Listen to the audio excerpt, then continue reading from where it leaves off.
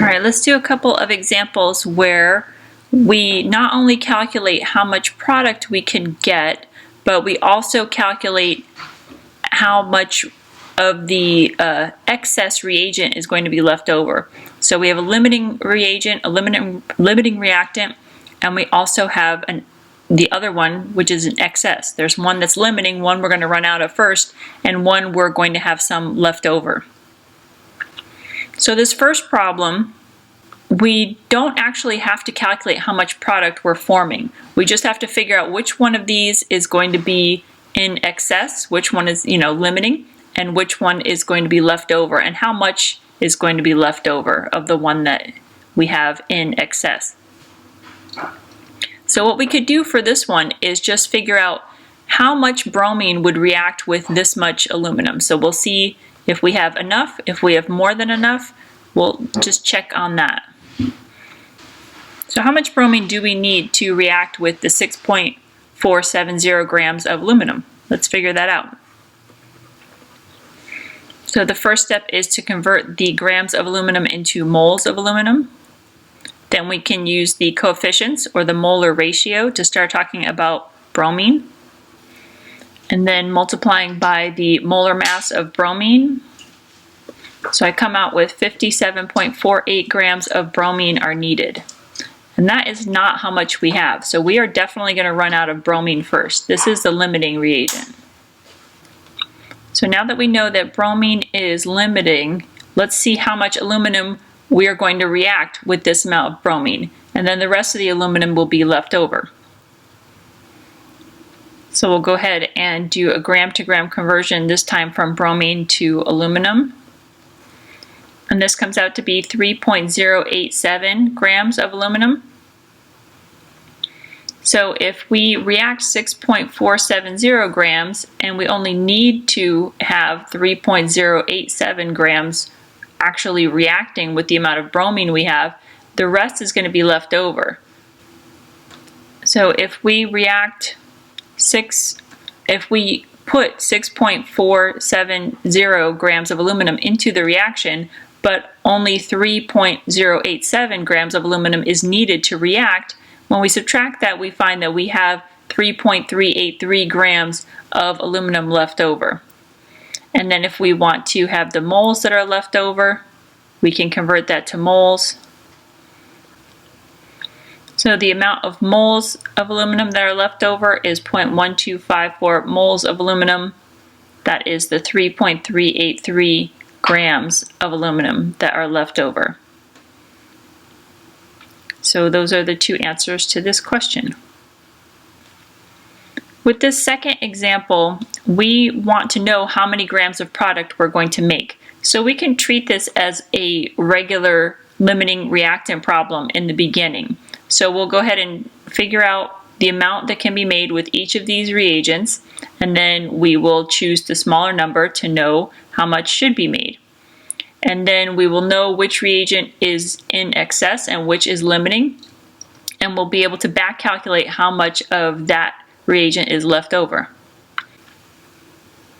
So for the 8.544 grams of aluminum, converting to moles of aluminum, then using the coefficients, the molar ratio, that it's a 2:2 ratio of aluminum to aluminum bromide, and the molar mass of aluminum bromide gives 84.45 grams of aluminum bromide can be made with that much aluminum. Then we can do the same thing with bromine, with 59.333 grams of bromine, converting to moles of bromine, and then using the molar ratio, that we can make 2 moles of aluminum bromide from every 3 moles of bromine, and then converting the moles to grams with the molar mass gives 66.011 grams of aluminum bromide.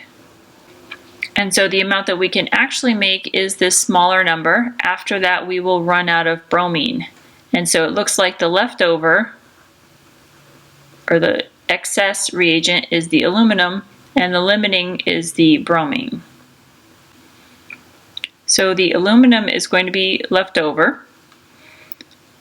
How many grams of aluminum are going to be left over? Well, now that we know that we are making 66.011 grams of product, we can figure out how many grams of aluminum are needed for that amount of product. And then any more is going to be left over. So let's do that up here. So doing another gram to gram conversion back from aluminum bromide product to the grams of aluminum needed here, I get 6.678 grams of aluminum is what's needed. The amount we had was 8.544 grams. So if we put in 8.544 grams of aluminum, and we're only expecting 6.678 grams to react, then that means we expect 1.866 grams of aluminum to be left over. So the reagent that's going to be left over is aluminum. We're expecting 1.866 grams of it. I wanted to take a look at this graphic that I use in my 142 class. We have looked at this roadmap before, going from grams of A to moles of A to moles of B to grams of B, a gram to gram conversion, using molar mass to get between grams and moles, molar ratio to get between moles and moles. Sometimes you have a reagent in solution. So if you have a solution and you know the molarity and you know the volume, you can get to moles that way. So our last chapter, chapter 3, we converted between volume and moles, between moles and liters using molarity, which is moles per liter. So you can also get to moles that way. And then you can get to moles of B, and then if needed, you could get to volume of solution B using the molarity. So here is an example of going from volume of A to volume of B, so kind of following this upper pathway here. And then we'll try a couple of examples where you might have a combination of some grams and something else in solution so that you need volume. So we'll do an example of getting from this to this and getting from this to this. In this example below, we know both the volume and the molarity of sodium hydroxide. So sodium hydroxide is our substance A that we're going to start with because it's known. What we're trying to get, our substance B, is the volume of sulfuric acid. So that is what we're going to end up with. So we are starting with 28.56 milliliters of sodium hydroxide solution. We know that there are 1.75 moles of sodium hydroxide in 1 liter of solution. So we should convert this milliliters to liters. Once we have the liters of sodium hydroxide solution, we can use the concentration, canceling out liters of solution to get moles of sodium hydroxide. Then we can use the molar ratio to get from sodium hydroxide to sulfuric acid. Then we would use the concentration of the sulfuric acid solution to get from moles of sulfuric acid to liters of sulfuric acid solution. And then finally, since we're asked for milliliters, we can convert liters to milliliters. And when I do this, I am getting 30.04 milliliters of the sulfuric acid solution needed. Here is another example where one of our reagents is a solution and another one is a solid. So we have one solid and one solution. So instead of trying to memorize every different type of problem that you could come across, maybe a better technique would be to just get a general procedure to try to figure out what is being asked for, what information we have, and what things are relationships that can be used as conversion factors. All right, so this first number here is a concentration. That's a relationship. So we know that there's 4.16 moles of hydrochloric acid in 1 liter of solution. And we want to get from 6.32 grams of zinc to milliliters of hydrochloric acid. So since we're trying to get from zinc to hydrochloric acid, we need a relationship between those two substances. That is what we get from the reaction, the molar ratio from the coefficients.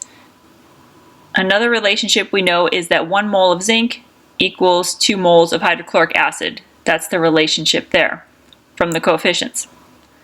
So a roadmap is starting to emerge here. We can definitely get from moles of zinc to moles of hydrochloric acid. With this molarity, we can get from moles to liters. Liters to milliliters is straightforward. That's a metric conversion. Now we just need to get from grams of zinc to moles of zinc. And we know we can do that using the molar mass. So here is zinc. It's 65.39 grams per mole. So here is that other relationship that we need.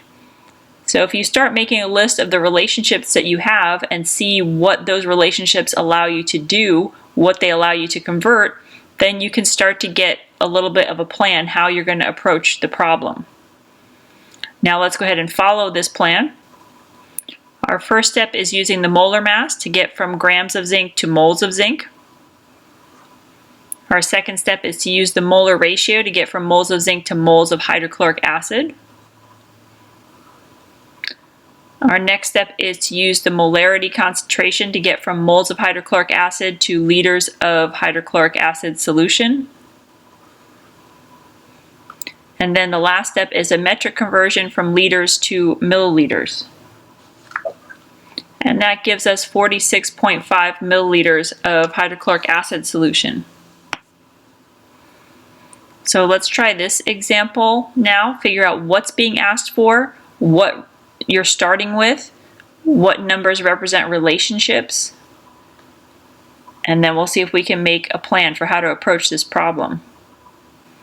Okay, so it looks like we have some silver nitrate solution. We have 25 milliliters of it, and we want to know how many grams of silver chloride we can get by reacting that. So this is our transformation. I listed some relationships that I thought of over to the side. So we have the molar mass of silver chloride. So we can definitely get from moles of silver chloride to mass, grams of silver chloride, using that molar mass. We have a relationship between moles of silver chloride and moles of silver nitrate. So we can definitely get between moles of silver nitrate and moles of silver chloride. We know the molarity of silver nitrate, so we can get between the moles of silver nitrate and the liters of silver nitrate solution. So moles and liters. And then milliliters to liters is just a metric conversion. So starting with our 25 milliliter silver nitrate solution, we can convert it to liters first. Then we can use the molarity to convert from liters to moles. And then the molar ratio to convert from moles of silver nitrate to moles of silver chloride. And finally, the molar mass to convert from moles of silver chloride to grams of silver chloride. And I'm getting that you can make 3.12 grams of silver chloride in this situation.